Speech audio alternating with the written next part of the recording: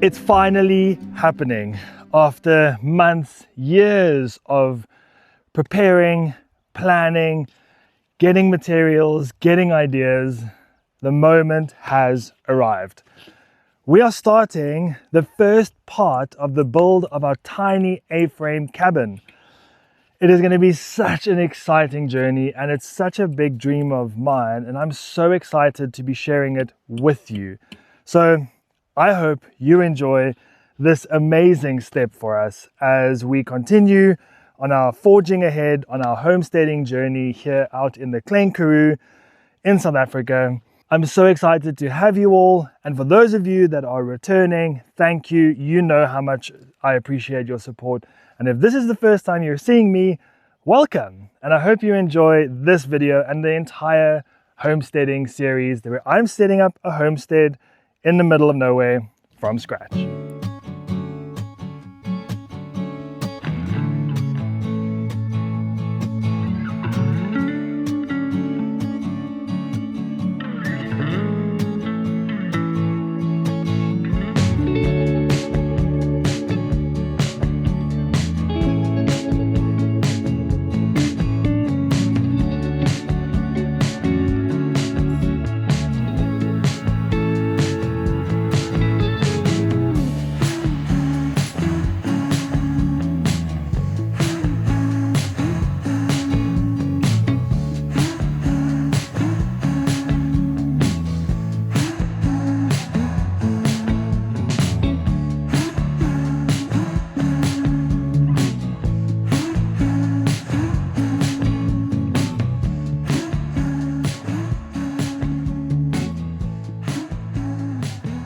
Poles offloaded, and by now you're probably thinking, what am I actually doing?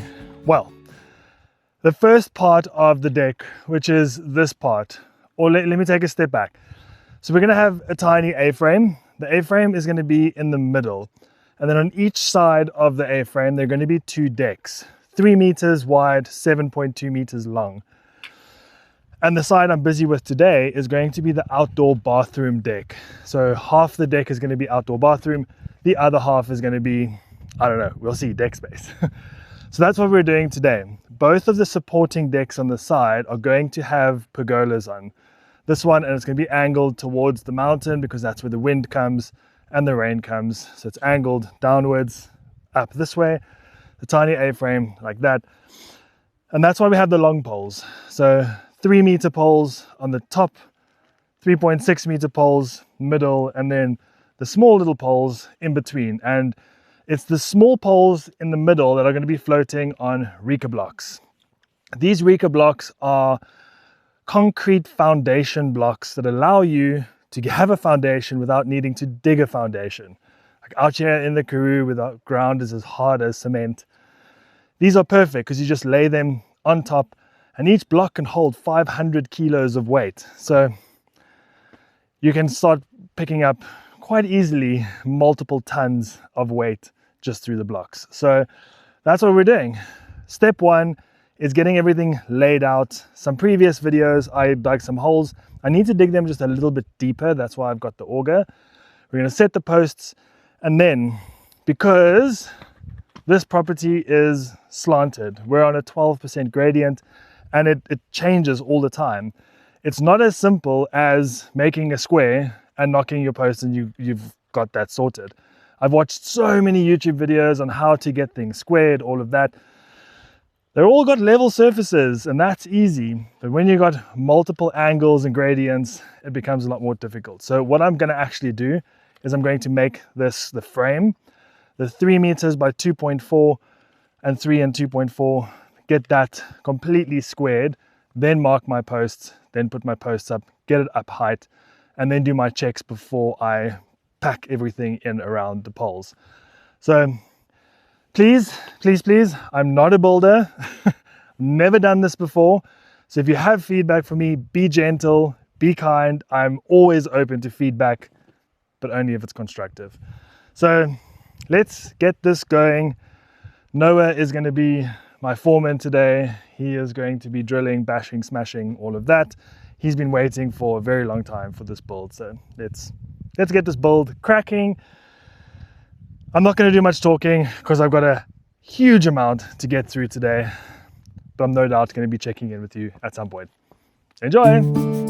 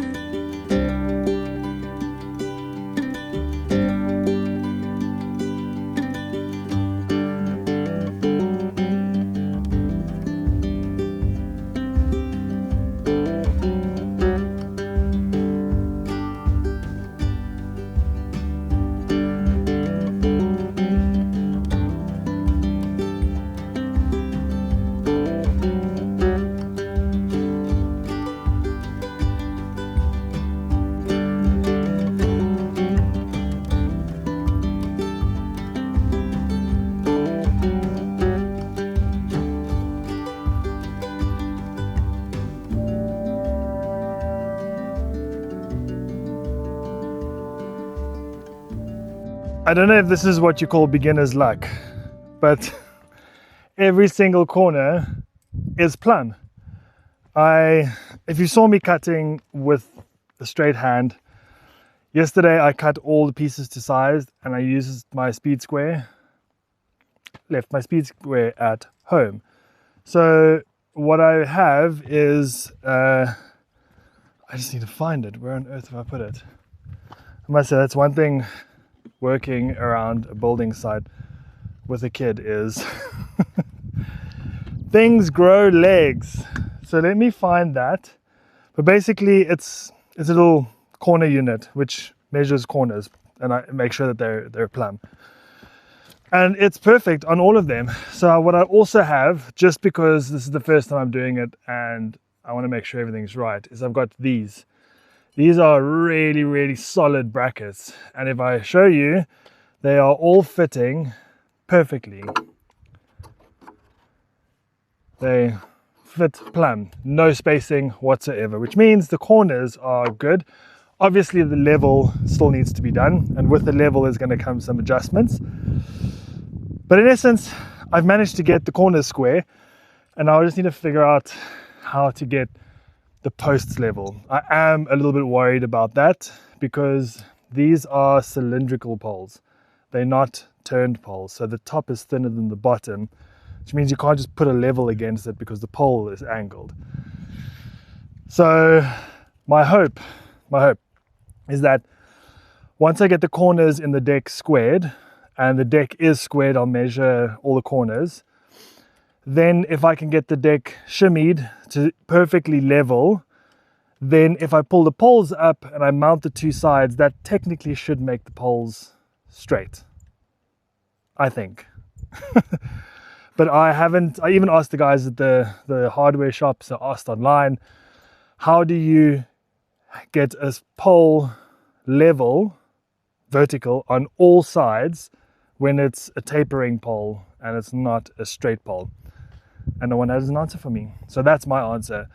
Get the deck perfectly square, get it perfectly level, and then mount the poles to the deck. And technically, even if there's a bit of tapering inside, it should be okay. Let's see. But now I just need to get these brackets mounted. Then I'm going to start leveling so I can shimmy up. And then that is going to be the first deck done. What I haven't explained to you is, because we're in the middle of nowhere, getting things here is quite difficult. So instead of doing a 7.2 meter long deck, I'm doing 3 2.4 meter sections. So this is a 2.4, that's a 2.4, and then there'll be a 2.4. And that's going to give me my 7.2. So if you think, why is there such a small box here? It's mainly for transport reasons. And just it's puzzle piecing at the moment, just putting 3 boxes together.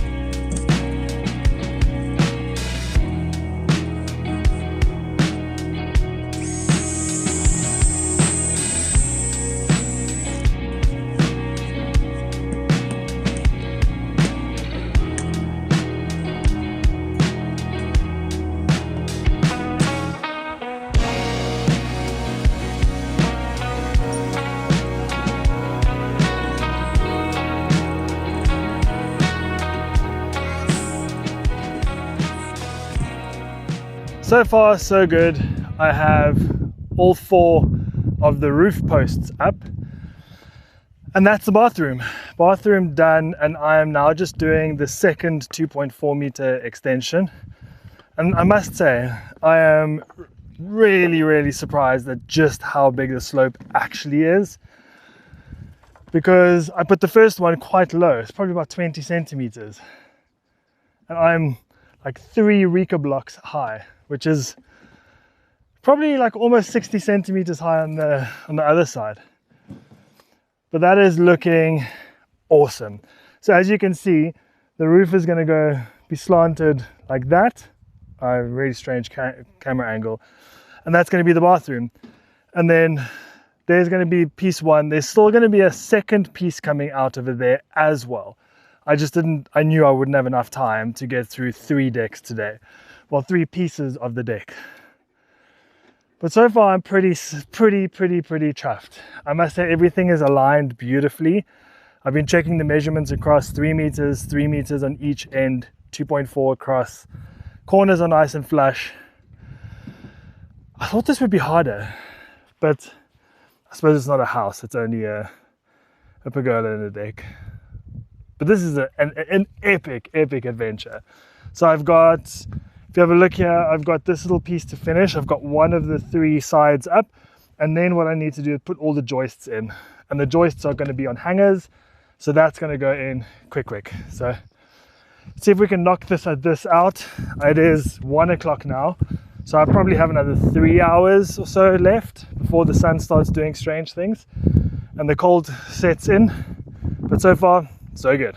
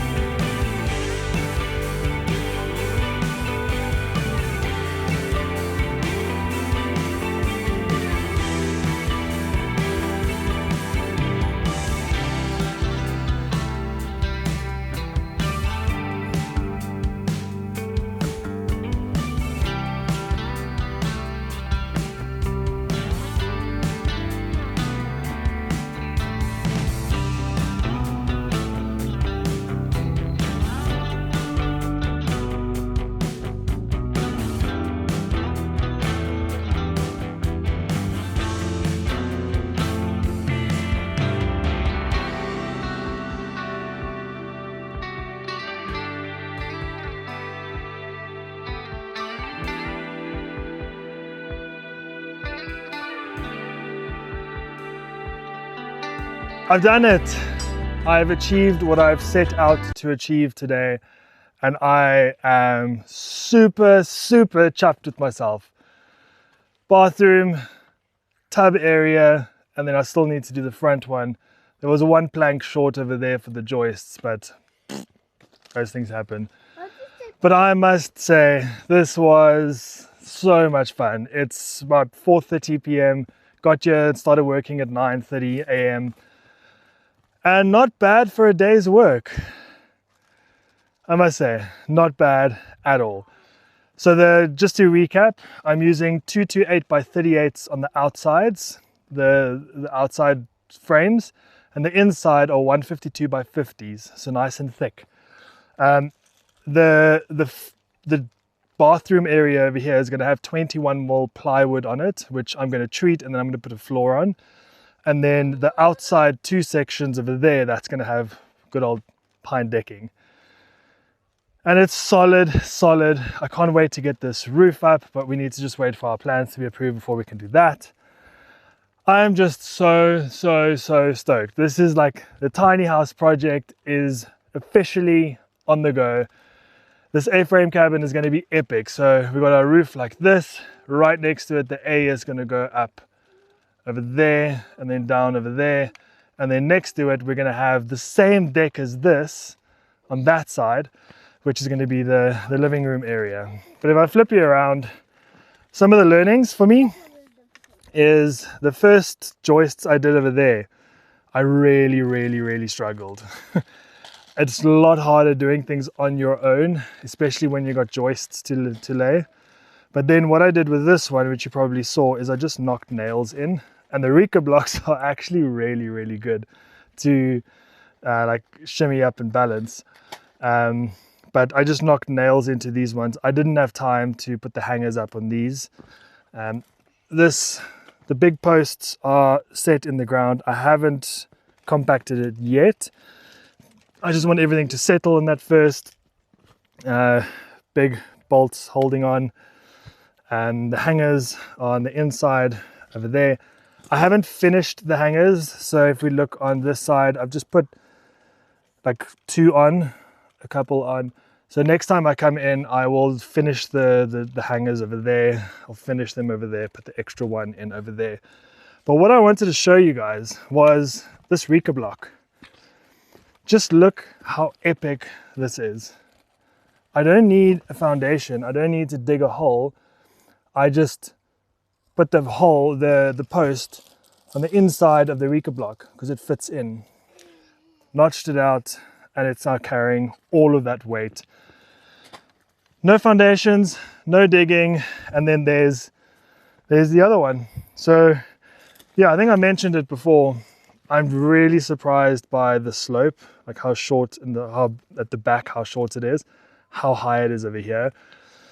I'm really thrilled about that because the deck is going to continue all the way to there, and it's going to get really high. But I'm going to have a cargo net out the side, which means you're going to have some height on the cargo net, and that's going to be your view. So I am really chuffed with how this has turned out. Beyond my wildest dreams would I have thought I was capable of doing something like this. So if you haven't subscribed yet, please do it. You want to see what this looks like. If you have subscribed, thank you. You can still adopt fruit trees. The fruit orchard up there is doing amazingly well. I didn't plant this week. I'll come back next week and plant some more when I finish this. You can buy me a coffee. You can head over to Patreon. You can join and become a member. Thank you for spending the day with me. I know we didn't spend much time talking, but I hope the music is good. I hope the views were good. And I hope you enjoyed building the tiny A-frame cabin deck with me. And obviously, to be continued. Until next time, thank you so much for all of your support, and happy homesteading.